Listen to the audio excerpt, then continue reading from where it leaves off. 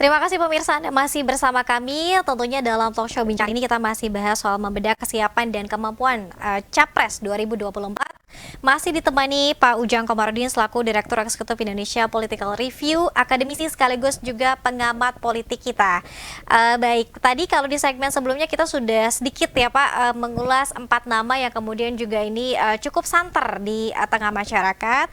Dan saat ini bagaimana Pak sikap partai politik? Ada yang juga mungkin masih belum menentukan sikap. Kemudian apakah partai-partai besar ini juga masih punya dan juga masih memegang kekuatan yang cukup besar, Pak?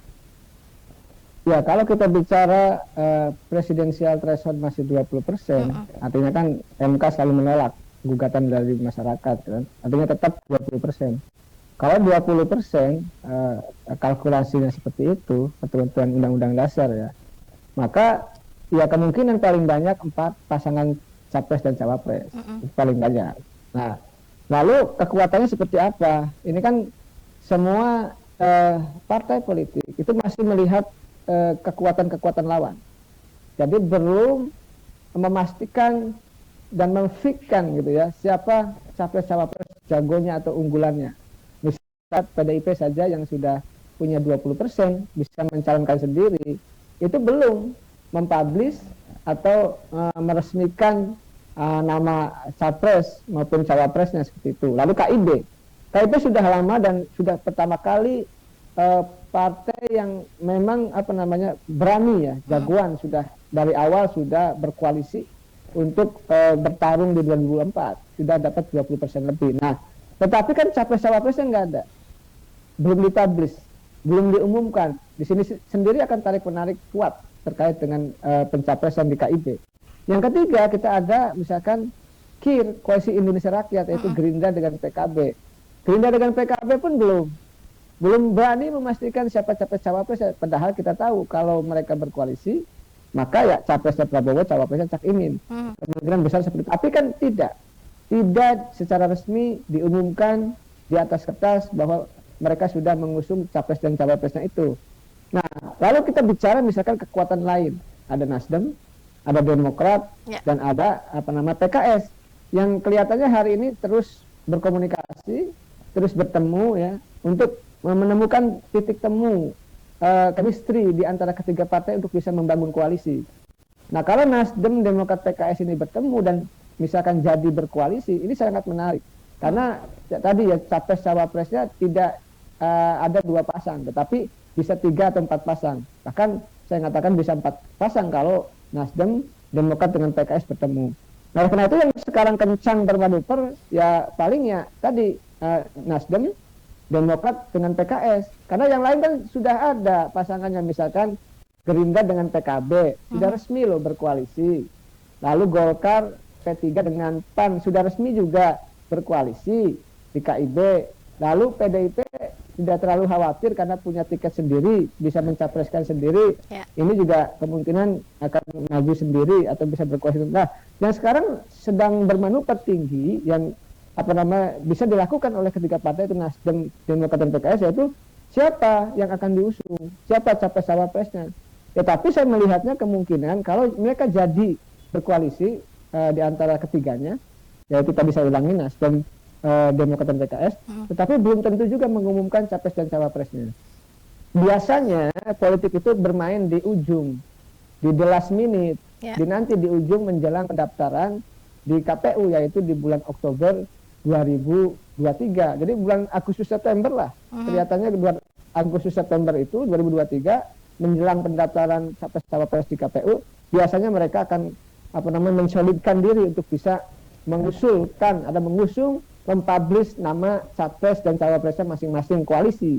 Kalau hari ini mereka melihatnya bukan berani, memang strategi yang diambil untuk the last minute, untuk di menit-menit terakhir bermain di ujung agar kekuatannya tidak terlalu dibaca oleh lawan politik.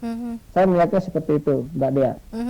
Artinya akan ada berapa koalisi, Pak? Dan tadi ada yang disebutkan oleh Bapak, ada hal yang menarik selain mungkin Demokrat, Nasdem, dan juga PKS. Ini koalisi Golkar, kemana arahnya, Pak? Golkar kan sudah ada di KIB. Golkar sudah dengan PAN dan P3. Nah, kalau mereka solid, kalau mereka tetap bersatu, kalau mereka kompak sampai akhir gitu ya, ya maka mereka akan punya capres cawapres sendiri. Ya Golkar tentu mungkin tetap bertahan akan mengusung dan mendukung Pak Erlangga. Lalu apakah cawapresnya dari internal KIB, misalkan Pak Zulhas atau siapa, atau bisa jadi cawapresnya dari eksternal. Tergantung nanti musyawarah ya di antara KIB itu, di antara Golkar. Karena Golkar sudah jelas dalam munasnya, dalam rapimnasnya sudah resmi mencapreskan Pak Erlangga. Tetapi kan harus dilihat siapakah misalkan nanti cawapresnya. Itu menjadi penting. Apakah dari internal KIB atau eksternal? Kalau internal KIB artinya kan bisa diambil dari PAN dan P3. Ya. Tetapi kalau dari eksternal itu bisa diambil dari partai lain atau tokoh atau figur lain yang memiliki elektabilitas yang tinggi.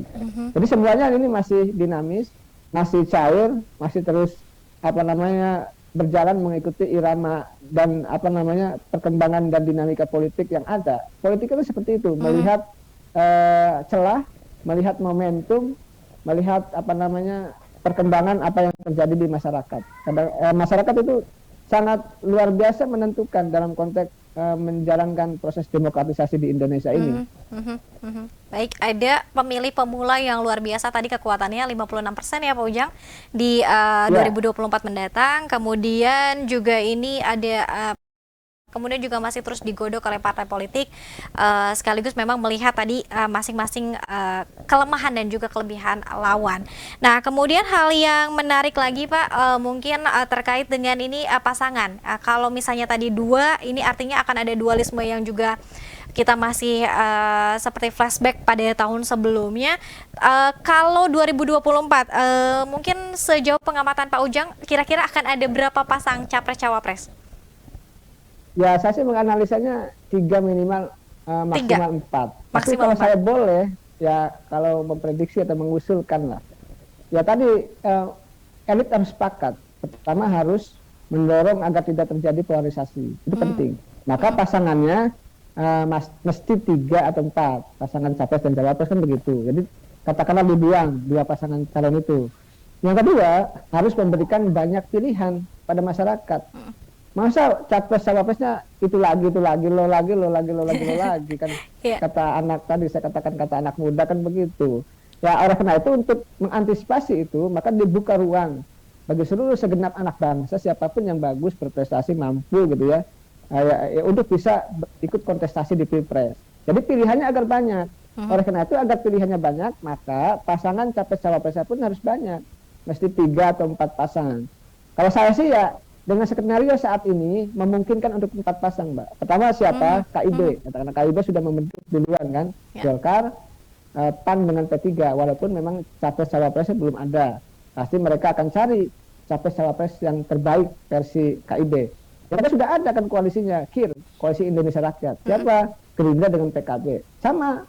Ini belum bisa mempublish capres-cawapresnya. Kemungkinan capres Prabowo, cawapresnya Cak Imin. Ini sudah 2 poros sendiri. Yang ketiga, saya melihat poros PDIP. Karena PDIP punya tiket sendiri, tidak harus bergabung atau berkoalisi dengan partai-partai lain, sudah bisa. Calonnya siapa? Kemungkinan Mbak Puan. Atau bisa jadi yang lain, tapi saya melihatnya Mbak Puan lah, seperti itu. Dan itu no problem, tidak ada masalah, bagus-bagus saja. Yang keempat, poros baru nih yang sekarang sedang giat-giatnya bersilaturahmi, ya bertemu, ya dan menjadi sesuatu yang menarik saat ini gitu ya, itu kemungkinan ada poros Nasdem, Demokrat dan PKS. Nah kalau ini bisa berkoalisi Nasdem, PKS dan Demokrat itu, maka koalisinya kemungkinan ada 4 dan bisa mengusung, bisa siapa yang diusung, bisa yang diusungnya adalah Anies, AHY. Itu memungkinkan. Tetapi ya sekali lagi semuanya masih cair, masih dinamis, masih terus mengikuti perkembangan politik. Itu konstruksi koalisi saat ini ya. Yang tentu politik itu perkembangannya sangat cepat ya, bukan hanya per menit, per detik selalu berubah. Lihat saja dulu ketika 2 pasangan calon Pak Jokowi menentukan capresnya siapa, Pak Mahfud MD. Tetapi bukan hanya di menit, di detik terakhir nggak jadi. Jadinya siapa? Pak Kiai Haji Ma'ruf Amin kan begitu. Itulah perkembangan politik yang begitu cepat, bukan hanya per menit tetapi per detik kalau politik itu. Jadi kita melihat soal koalisi juga, dinamikanya pasti akan berkembang cepat, akan dinamis dan selalu berubah-ubah begitu. Ya, Oke, yang tidak boleh kita lupa juga ada partai-partai kecil, Pak Ujang. Bagaimana kemudian posisinya untuk kemudian juga berkoalisi dengan partai-partai besar? Seperti apa kekuatannya? Nah, partai kecil itu yang punya suara itu kan yang pernah ikut pemilu 2019. Kan syarat capres-cawapres itu kan 20% Ya. suara kursi, katakan kursi di DPR, 25% suara sah nasional. Artinya kalau mau berkoalisi, punya kekuatan berapa gitu loh. Misalkan Perindo punya suara berapa, lalu misalkan PSI punya suara berapa, PBB punya suara berapa. Nah itu bisa bergabung berkoalisi untuk menambahi, menggenapi koalisi. Tetapi kan saat ini kan yang dihitung oleh koalisi saat ini kan adalah partai-partai yang punya kursi di parlemen. Partai-partai kecil tadi yang pernah ikut pemilu 2019 lalu tidak terlalu dihitung. Ya. Walaupun memang suaranya penting. Tadi dihitung bukan dari 20% jumlah kursi di DPR, tetapi dari 25% perolehan suara nasional. Yang mereka punya kan partai-partai kecil itu punya anggota DPRD di provinsi, di kabupaten kota adalah PBB banyak, misalkan Perindo juga banyak, lalu ada PSI juga banyak, lalu Hanura juga punya, walaupun Hanura tidak lolos ke Senayan ya 2019 yang lalu, tapi punya DPRD yang banyak di banyak daerah. Nah oleh karena itu saya melihat kekuatan partai kecil kemarin ya saya sih melihat masih menjadi follower dari partai-partai besar itu.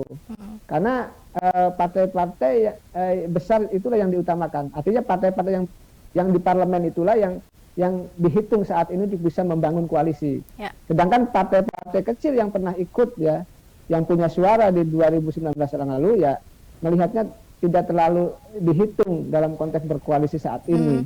Ya faktanya seperti itu. Tapi tetap mereka adalah partai politik yang harus diperhitungkan tetap dalam konteks berkoalisi seperti itu. Ya, baik. Tinggal nanti akan masuk ke dalam gerbong yang mana, koalisi yang mana, dan juga mendukung capres-cawapres yang mana.